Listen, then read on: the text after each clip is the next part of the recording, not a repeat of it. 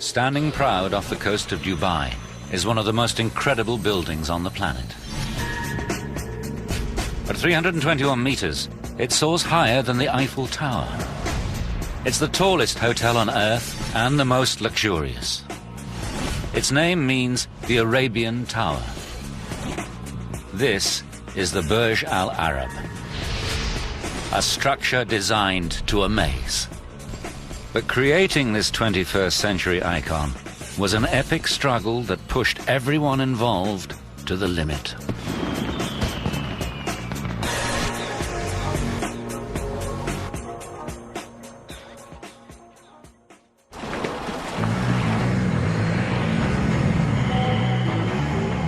In November 1994, construction began on the world's tallest and most luxurious hotel.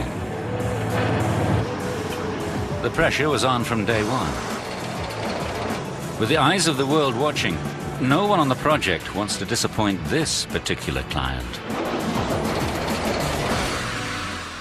Sheikh Mohammed bin Rashid Al Maktoum, then Dubai's crown prince, is the visionary behind this amazing building.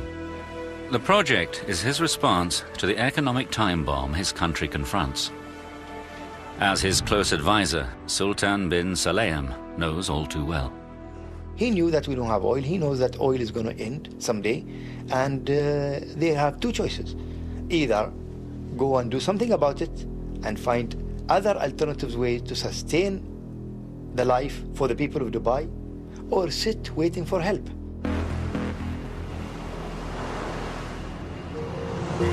Only 50 years ago, Dubai was a dusty backwater, home to pearl divers, coastal traders and Bedouin. Then, in the 1960s, prospectors discovered oil. The sudden injection of billions of petrodollars transformed the sheikhdom.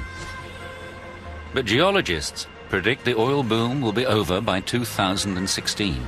The good life could end just as quickly as it began, when the wells run dry. The answer to Dubai's economic survival lay in its geography. This tiny emirate, less than twice the size of London, is in the remote Arabian Gulf. But Dubai had three untapped assets: sun, sand, and sea. Facing a future financial meltdown, Sheikh Mohammed made a crucial decision.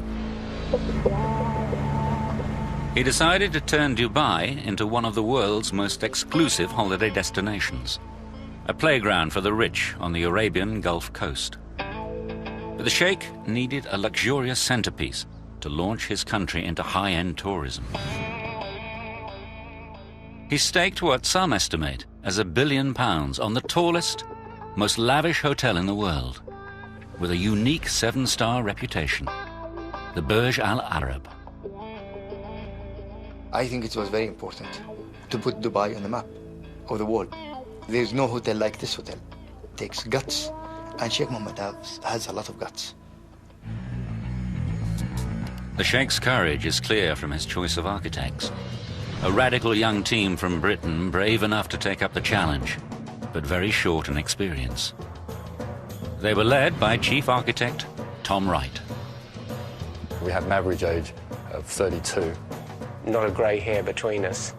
And none of us had gone over about 15 stories. I was quite staggered by the scale and the immensity of the project. Tom Wright and his colleagues have a reputation for innovative engineering, but they're more used to designing schools and offices. But Dubai is a place where connections are crucial. Through a contact in the ruler's office, the team got its break. Sheikh Mohammed agreed to a meeting and was so impressed with their initial concepts, he awarded them the contract. Wright must turn his sketches into a design so remarkable the building becomes a world-renowned landmark. We had many sleepless nights worrying that the building we designed wouldn't turn out to be at all iconic. Wright knew he must push his design to the limits. A building only becomes an icon when its form is simple but unique. We decided that if you could draw a building simply with a few strokes of a pen, and it was instantly recognizable as not only the building, but the place, Egypt in this case. You'd created something that was iconic. So if you consider these buildings in the world, there are probably no more than 10 maximum that have actually achieved this status. Australia, Sydney Opera House. As with all these buildings, it's usually just the first couple of lines that actually make you know exactly where the building is. Paris. And you have to put a flag on the top. Building an icon is a once-in-a-lifetime challenge few have pulled off. The team had to compete with the likes of Gustav Eiffel. All the brainstorming paid off when Wright finally had his eureka moment. We were sitting there having a beer, watching the modern sailing yacht come out of the Dubai Offshore Sailing Club. You think of excitement, you think of exhilaration, and we went, hey, this must be the one. The form we came up with is very simple, and within a few lines, I think you can see that it has all the elements of an iconic building. It's simple and instantly recognizable. The concept immediately caught the Sheikh's imagination. A sail billowing in the wind has deep meaning for the people of Dubai, a seafaring nation. To complete the nautical image, Wright wanted the structure to rise out of the water like a massive yacht. But this would require an island as a base, and there are none in the area. Wright was undeterred. He proposed they build an island specifically for the hotel, a first for Dubai. Constructing the hotel out at sea would significantly add to the risk and cost. Wright would have to persuade his colleagues this radical scheme could work. I remember I was pulling the sail out to sea, and the rest of the design team were pulling the sail back onto the shore, and this continued to go backwards and forwards before finally the client stepped in and said, no, it's going to be out at sea.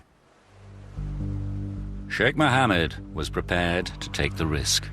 The hotel would be built 270 meters off the coast. No one had ever built a tower this high on an artificial island. This 321-meter structure, weighing 250,000 tons, will need to stand firm against earthquakes and Gulf storms. Wright has won the first of many battles. The Burj will rise out of the sea. But time and again, his refusal to compromise would force his colleagues to push the boundaries of engineering to the limit.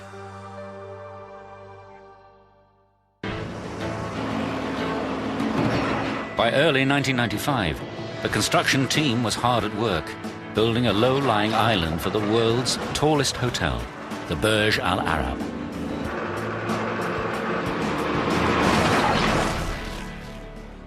But the young architects were about to get a taste of Dubai's extreme weather. April the 27th, a powerful storm known as a shamal swept across the Gulf, hitting the coast with a vengeance. A set of construction barges lay in its path, each laden with 10,000 tons of rock. The architects had planned for all weather conditions, but the storm's intensity still shocked Simon Crisp. We had 3 or 4 metre waves bashing onto the beach. To see the waves coming in like this was really quite a wake-up call for us. As one huge barge broke loose and slammed into the mainland, the team realized the damage this kind of storm could inflict on their island hotel. We had a really graphic example of how powerful the Gulf of Arabia can be when it's angry. The architects' decision to expose their structure to these forces could have serious consequences. The engineers would have to struggle to produce a low-lying island still capable of resisting nature's fury.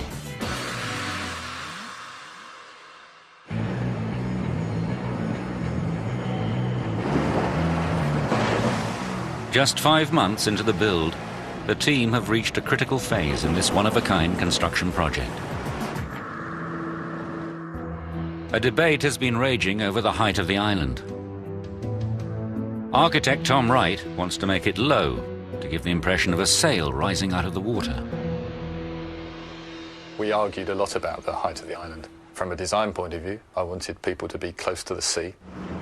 From the start, he's gone head-to-head with engineer Mike McNicholas, who's responsible for the island's design. So I wanted the island as low as you possibly could, you know, skimming the sea. I'm coming from the other end, needed to make sure we were protecting the island. McNicholas's worst fear was that waves breaking over the island could damage the hotel or even drag guests into the sea. Initially, the engineers planned to build the island from rocks. They're available locally and the technology works. But Wright rejected this plan. A rock island would have to be far too high and wide to repel the sea safely. To keep the island low, McNicholas experimented with pioneering concrete blocks designed to reduce the impact of the waves. But no one in the Gulf had ever used these blocks before. I had to insist with the team that we carried out tack testing. It was the only way we were going to be sure that the island would be safe.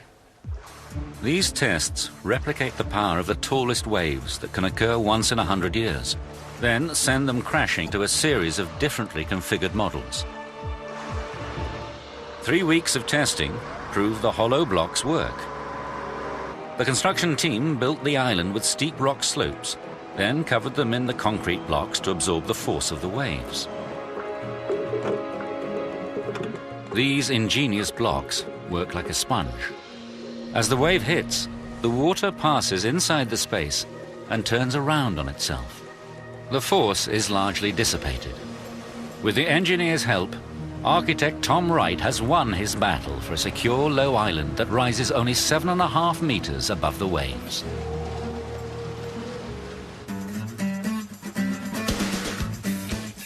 November 1995. The artificial island for the world's tallest all-suite hotel was now complete. The construction team could start phase 2 of this unique project, the foundations. The support needed for any skyscraper is vast. But the location of the Burj Al Arab presented an added challenge. It had never been done before to build something like this on reclaimed land.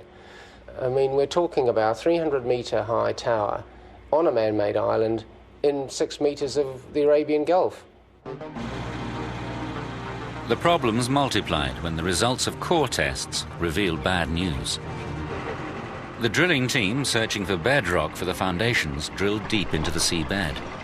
But even a full 180 meters down, there was no solid rock.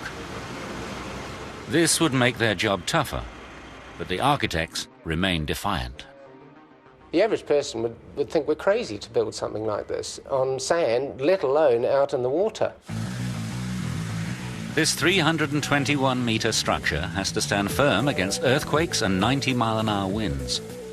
But its foundations depend on nothing more substantial than sand.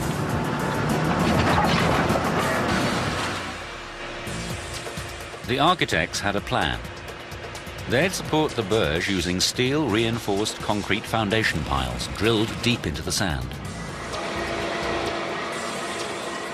To stop the whole building from just sinking, they'd rely on an effect known as skin friction, the resistance that stops two rough surfaces slipping past each other. Skin friction is all about the contact between the sand and the surface of the pile. And the longer the pile, the further in the ground it is, the greater that effect. And I'm going to demonstrate it now by whacking it in. You'll see it starts to move quite quickly with the first few impacts. Now it's starting to stiffen up a bit. Even though I'm not hitting it any harder or any softer, and the skin effect is starting to really kick in here. Once the friction between the post and the sand around it equals the load of the hammer, the post comes to a halt. But Crisp's scheme would only anchor the Burj if the sand is compacted enough to create resistance around the building's piles. The drillers pack sand samples into sealed containers and send them off to be analyzed. If the results show the sand is too loose, then support on the piles anchoring the building could suddenly fail. In the southern end of the Arabian Gulf, this threat could be particularly serious. Dubai lies within range of a major fault line, so this soaring megastructure might be vulnerable to earthquakes. In June 1964, a 7.5 magnitude earthquake hit Niigata in northern Japan, an area also built on sandy silt. The tremors flipped over entire apartment buildings as the ground gave way beneath them. This wasn't normal earthquake collapse. The devastation was due to a phenomenon known as liquefaction.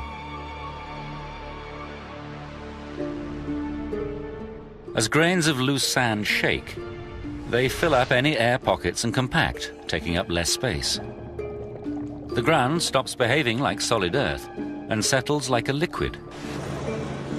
On shifting sand, any building could simply topple. When the results of the drilling tests returned, it was good news. Deep beneath the site, they found compacted and calcified sand. Liquefaction is not a threat. But the foundations must be long enough for the skin friction to hold them firm. We weren't going to take any chances, and we extended the piles by another 8 meters. Crisp specified foundations over 20% longer than originally planned. These 250 concrete piles have a combined length of over 6.5 miles, 35 times as long as the towering hotel they will support.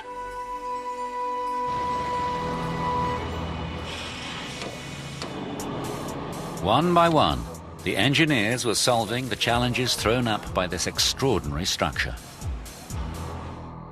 But in 1996, they braced themselves for a new set of obstacles as they began Phase 3, the construction of the hotel itself. This building had to stand up to the worst that the Gulf could throw at it. The hotel has slender concrete walls, not capable of withstanding the elements alone. To hold them firm against high winds and earthquakes, the architect devised a visually stunning solution.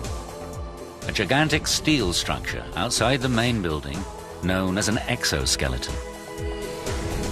A series of vast diagonal trusses tie 2 huge steel bows to the concrete core at the back of the building. Wright's design makes the building unique. But his giant diagonal trusses would make life hell for Anthony McCarter, the engineer who had to make them work. Those trusses gave me 4 months of heartache, sleepless nights, worries, anxiety. They must be incredibly strong to tie the exoskeleton together, but aesthetics are just as vital. It was critical that these diagonals were very, very elegant and also very beautiful as they're so visible. This building had to amaze the world and make Dubai a must-stop destination. Wright was not about to compromise. I used to go to Tom with option after option. I remember one particular occasion where I had 7 options and he went, no, no, no, no good, no good, no good. Eventually, McCarter found a form that worked structurally and was graceful enough to fit Wright's vision. But this in turn caused nightmares for Malcolm Murphy, the chief contractor. It's okay for the architect to draw pretty pictures, but we have to build it. He found a factory just 10 miles from the construction site capable of welding the huge diagonals. Each one is longer than the Airbus A380 Super Jumbo and heavier than 20 double-decker buses. Welding complex forms like this in the factory isn't simple, but it's nothing compared with transporting them to the site. With each truss weighing in at 165 tons and reaching a staggering 85 meters in length, it was no easy task. And the challenges to do that are just unbelievable. No one has ever transported anything this size before in Dubai, but Murphy was not going to be beaten. He brings in one of the world's largest heavy-lift transporters, a beast with a total of 80 wheels. It makes the slow journey to the construction site at an average speed of 4 miles an hour. Police must close roads and remove traffic lights to allow this convoy through. When they finally reach the site, the contractors face their next hurdle, lifting these 165-ton beasts into position. The architect refuses point blank to position these things in three pieces, which we wanted to do originally. And he said, no, aesthetics, I'll not learn you to weld up there. He's forced to find a way of lifting the trusses in a single piece to a height of 200 meters, twice the height of the Statue of Liberty. We had to go away and think of an idea how to actually lift these monsters up. We had three big monster cranes in there, and even they weren't big enough to lift the diagonal trusses. Murphy had to look further afield for a solution. Specialist lifting gear from Singapore. His team set up winches, like those used on offshore drilling rigs, high on cantilever frames 15 meters from the building. Cables with a braking strength of 225 tons are attached to the ends of the truss. I can assure you we were very, very nervous that morning when we lifted the first one. 30 or 40 guys had sleepless nights that week, getting ready for that first lift. The two massive winches take up the strain, then painstakingly raise the diagonal truss little by little up the side of the building. It's all going to plan. Murphy and his team have solved the lifting dilemma, but these trusses have a sting in the tail. They need to fit into place with pinpoint accuracy. But Dubai's climate means temperatures can vary by as much as 14 degrees in a single day. And this will make the trusses expand and contract dramatically. The problem's known as thermal expansion. The steelman's nightmare in the desert, working 50 degrees C. Steel expands in the heat and contracts when cold. Okay, chaps, light up. We're actually going to heat the steel up now, which is going to give you an idea of what temperatures we're working in the desert. Heat makes the steel molecules move faster and further, and this 15-meter tube actually grows in length. The difference is visible. What did I tell you? Steel does expand with the heat. The diagonal trusses on the Burj Al Arab could expand and contract by a full 5 centimeters over a 24-hour period. They were never going to fit their precise point in the framework without an ingenious solution. The engineers thought about it, the structural fabricators, the steel fabricators, the architects, everybody thought about it, and it was actually one of the architects came up with this great solution.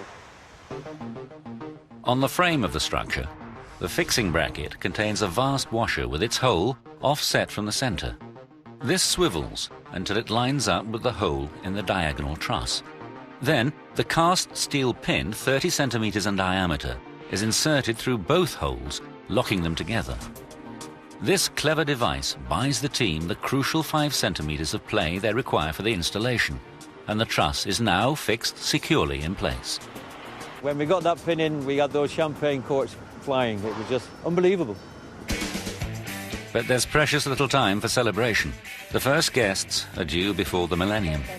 This leaves the team less than 36 months to completion. It's a race against time. Sheikh Mohammed's vision for the Burj Al Arab meant that it was needed yesterday.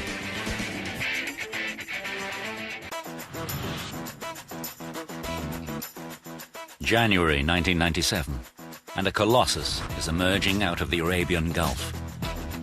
The Burj Al Arab will become the tallest hotel in the world, the last word in luxury and a proud symbol for Dubai. Architect Tom Wright wants the building to be beautiful. The steel sections of the exoskeleton that will support it must be as minimal as possible. The view from these £1,000 a night suites would have to live up to the price tag. When you're in the suite, looking through the windows, they are right in front of you, so they have to be exceptionally well detailed and well put together. But this created a dilemma. If Wright made the exoskeleton too light, the wind's force at 300 meters above the Gulf could shake the building apart. Too bulky, and the elegant form of his yacht-shaped structure would be ruined. Once again, Wright and the engineers who must make his hotel safe were on a collision course. When you're designing a building that is taller than the Eiffel Tower, and you've never done one before, you want to make sure that you've got it right. The form with its steel exoskeleton was so groundbreaking. For the first time in Dubai's history, engineers decided to do tests in a wind tunnel. Wind engineer Volker Buttgereit knows the Burj Al Arab is one of a kind. Before this building came along, most of the buildings in the Gulf were fairly orthodox shape. They were square, they were rectangular, they were nowhere near this scale. So doing a wind tunnel test for a building in those days in the Gulf was almost outrageous. But for this extraordinary structure, it was essential. The wind tunnel simulated the wind effects of the Gulf around this 1:50 scale model. This building has seen some pretty severe loads, almost twice what it would be seen in London. We measured suctions which were the order of a weight of a car hanging off, trying to suck the panel off the building. So that's quite something. The wind tunnel threw up results that could threaten the entire exoskeleton. When we first saw the design, there was immediate concern about vibration due to something called vortex shedding. Vortex shedding is an engineer's nightmare. Certain wind conditions blowing over sharp edges on the steel structure can create miniature tornadoes. These set up dangerous vibrations that can shake a building to destruction. Which is exactly what happened to these massive cooling towers in Ferrybridge, Northern England, in 1965. The engineers needed to find a way to protect the Burj Al Arab. The simplest solution is to change the aerodynamic shape, but that upsets the architect. The architectural idea of the exoskeleton structure is, when you look at it, the very essence of the building. If you take it off, it's just another building. If you put the exoskeleton structure on, you have an icon. The architect forced the engineers to think again. This is classic vortex shedding. We realized we had to come up with something clever that was not visible, but somehow reduced the motion. They turned to an ingenious hanging weight called a tuned mass damper. These are installed at vulnerable points in the exoskeleton. When the wind blows and vortex shedding starts to create dangerous vibrations, the 5-ton weight will swing instead of the structure and damp down the vibrations to well within safety limits. 11 of these systems are fitted from the top of the 60-meter mast all the way down through each of the steel bow structures. These dampers safely cancel out the threat.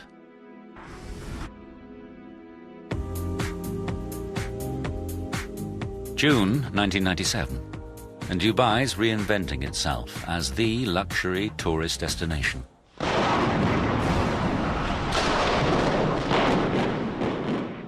This old hotel has to bite the dust as the Burj Al Arab, the symbol of the new Dubai, approaches its final form. Just 30 months before the deadline, the crew begins constructing the toughest engineering challenge. Sheikh Mohammed wants the building to impress, so the design calls for a restaurant that looks as if it's suspended in the sky. I like the idea of the visitor sitting out in space, looking across the view towards the Arabian Gulf and Dubai, and sort of almost floating up in the clouds. The whole idea of hanging out over space would give you a dining experience pretty unparalleled. The Al Muntaha, or Ultimate Sky View restaurant, will soar 200 meters above the sea and project nearly 27 meters out on both sides from the building's narrow central core. Once again, Wright threw down a gauntlet to structural engineer Anthony McCarter. It was his job to secure this eccentric wing-like structure with no visible means of support. When Tom first showed it to me, I must admit I thought he was crazy. This room is actually the size of most buildings, and Tom decided that he wanted to take it and stick it outside of the centre of gravity of the supporting structure. So there it was, dangling in the breeze with only the structural engineer to hold it up. And if the engineers were to get the calculations wrong, the whole thing could tumble 200 metres to Earth. MacArthur found a solution to the pull of gravity that pushes conventional engineering to new heights. In the concrete core at the back of the building, he cast a series of steel brackets known as embedments. 10 enormous steel girders radiate off them, up to 1.6 metres high. These beams form the base of the rigid steel floor. The wing-like exterior was attached to it, and the entire restaurant could then be enclosed in aluminium and glass.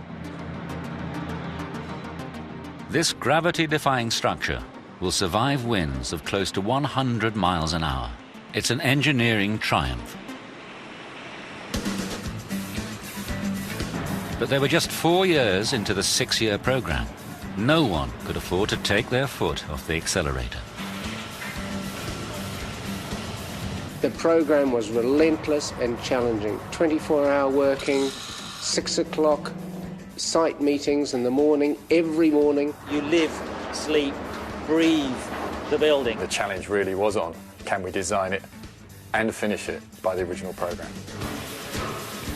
The Burj Al Arab was due to open in time to celebrate the millennium, just 2 years away. The world's media was watching to see if the hotel would be the masterpiece the Sheikh promises, and if the team could complete it on schedule. The only way to deliver on time was to start the interior decoration long before the exterior was finished. In a temperate climate, this wouldn't be an issue, but humidity in Dubai reaches 100%, and temperatures can soar to a scorching 49 degrees. These conditions simply don't allow the team to fit delicate finishes like gold leaf, silk and carved wood. If we'd started to put materials that were susceptible to moisture, at that time they would have just fallen apart.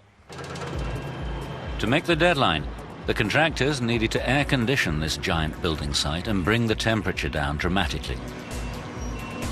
The first step was to enclose the building by installing the final wall. Wright's iconic white sail, going to be... When we first proposed the idea of the fabric sail wall, there was a lot of scepticism. People thought that it couldn't be done. There's stretch woven glass fibre sections between huge horizontal beams. The surface is pre-coated with Teflon to resist dirt and sand. The result notches up another first for the Burj, the largest fabric wall anywhere in the world. The reflective properties of the white sail will help keep the temperature down, but the contractors still needed to find a way for trucks to enter the building without allowing in the desert heat. The solution was to install a huge airlock. Trucks drive in, the vehicle pauses as the doors close behind it. A second set of doors then open, and the vehicle moves out of the building. The airlock and the sail wall seal off the building. But cooling a space this large during construction could create another setback. This unique structure now boasts the world's largest atrium, soaring to an amazing 180 meters. All this warm air can hold far more water vapor than cold air. If they were to cool this hot, humid environment too quickly, they could create uncontrollable condensation. We could have had a rain cloud form at the top of the atrium and create massive damage to the interior design. The only way to avoid rain clouds would cost valuable time. The contractors switched on the giant cooling system and brought the interior temperature down steadily by less than 1 degree a day. Given the schedule, it was painfully slow. We started to cool the building down in June 1998. By December 98, it was pretty well down to temperature. At last, the interior decoration could begin. But for a job like this, that has to be approved by the Sheikh, they needed a world-class designer. Quan Chu, who's already worked for the Sultan of Brunei, knows exactly what it takes to satisfy royalty. So, she was ideally qualified to take on the most luxurious hotel on the planet, with its daunting 202 palatial suites and the 180-meter atrium. But she had just 24 months from design to completion to be ready for the guests booked in for the millennium. I had a very, very tight program. So what we did was that the entire office, all 50 designers, just dropped everything else. Solidly, we just worked on the Burj Al Arab. She not only faced a frantic schedule, Sheikh Mohammed was expecting her to amaze the world.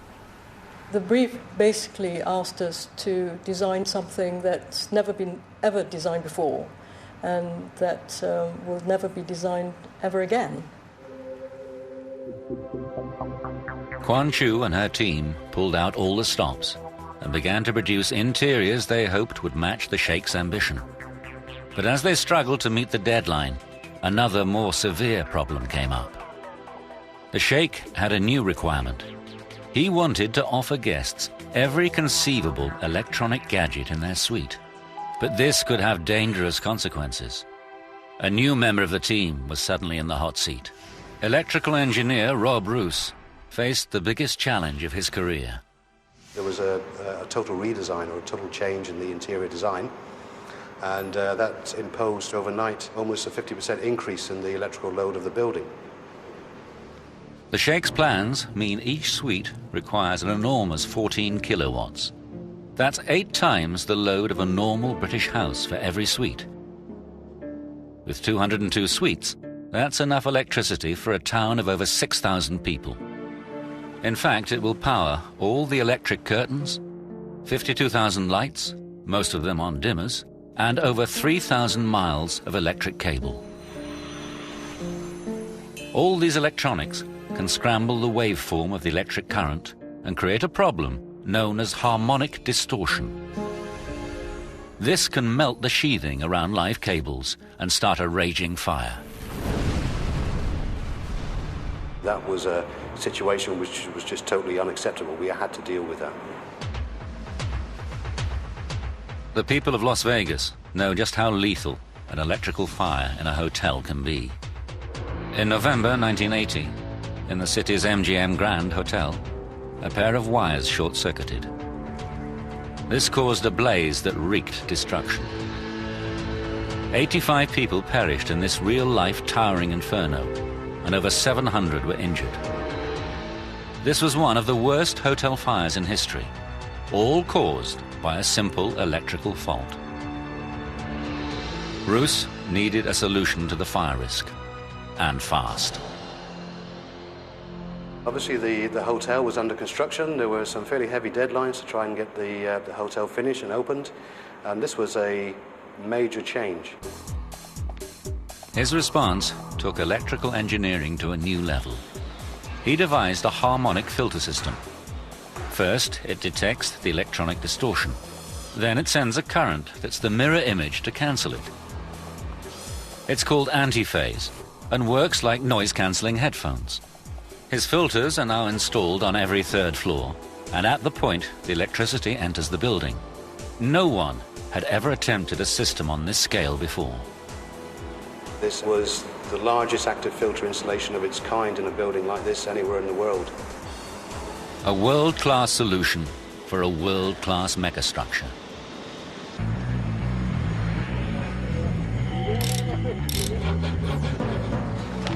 The team constructing the Burj Al Arab can claim a string of groundbreaking achievements. They built the first artificial island off the coast of Dubai, constructed the tallest atrium in the world enclosed by the largest fabric wall ever built, and with the mast finally in place, this structure is now taller than any other hotel on the planet. 5 years into the project, the team reached an important milestone. iconic exterior was almost complete. But the interior decoration of the world's most luxurious hotel was seriously behind schedule. This stage had always been a race against time, but Sheikh Mohammed was about to send the design team into a tailspin.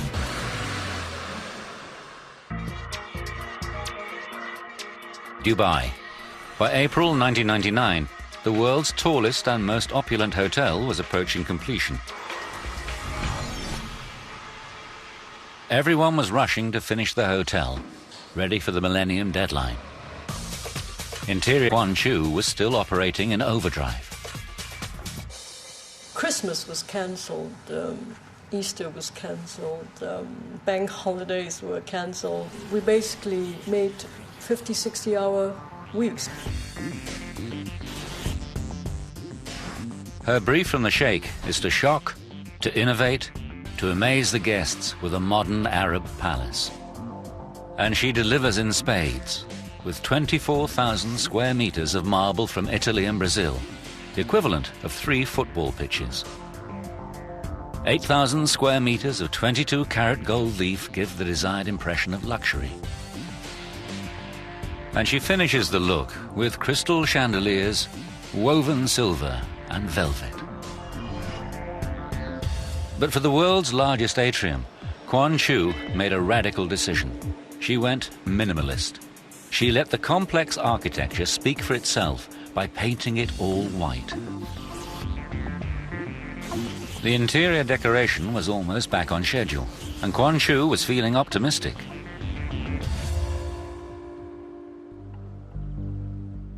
Then came the moment of truth. Sheikh Mohammed arrived to examine her work and pass judgment.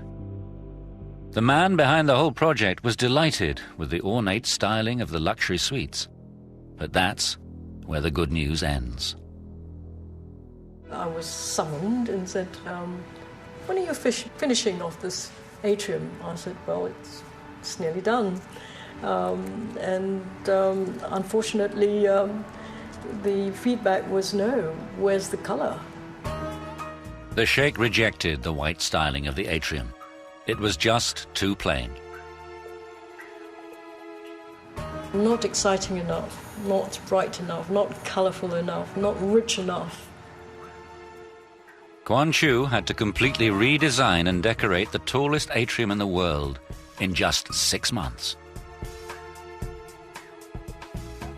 I was basically living and sleeping in the Burj Al Arab, rushing from area to area. With one last chance to get it right, she set out to dazzle. She designs a light show to animate the world's tallest fabric wall. Fountains create aqua gymnastics in the lobby. Vast fish tanks welcome visitors as they ride the escalators. And crucially, she transforms the view up the atrium into a rainbow palette of vibrant colors. Everyone was on tenterhooks, hoping it would satisfy Sheikh Mohammed. The adrenaline was pumping, sleepless nights basically before opening. The Sheikh's response was a definitive yes. He was delighted and signed off on the project. Sheikh Mohammed believes it became almost a 6 to 7 star hotel. And the achievement of his dream, the realization of his dream. The doors opened to the first ultra-rich guests in December 1999, a full month before the millennium, and Sheikh Mohammed came to watch the final sunset of the century from his magnificent new hotel.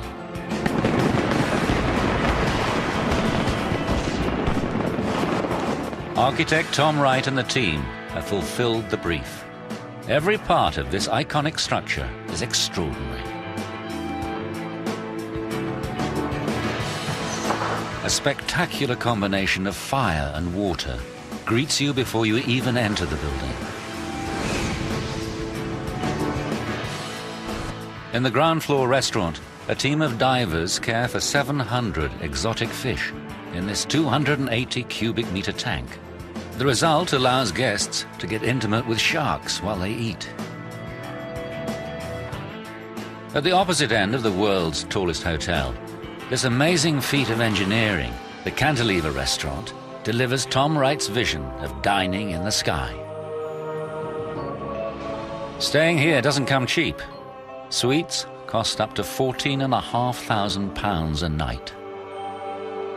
And for guests with that kind of money, there's the helipad weighing 330 tons, projecting off the building a full 200 meters above the sea. When it's not being used as a tennis court by Roger Federer and Andre Agassi, it offers a very exclusive way of arriving at the world's most exclusive hotel. The Burj Al Arab is a project of a lifetime. No other project will ever match this one. The engineering triumph of creating Dubai's first artificial island has had far-reaching effects. It's paved the way for a series of enormous schemes, each more ambitious than the last.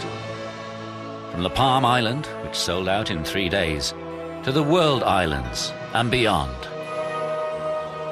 The tallest hotel on Earth has laid the foundations for a secure future when the oil runs out.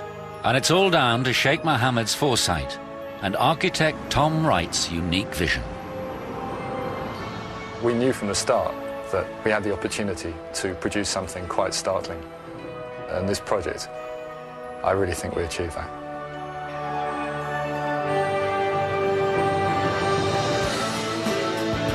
An incredible new series next year on 5, exploring the concept of genius, asking if it's genetic or acquired or even an accident. My Brilliant Brain begins with a 7-year-old concert pianist. While on 5 US, it's dirty, very, very dirty. More in a moment.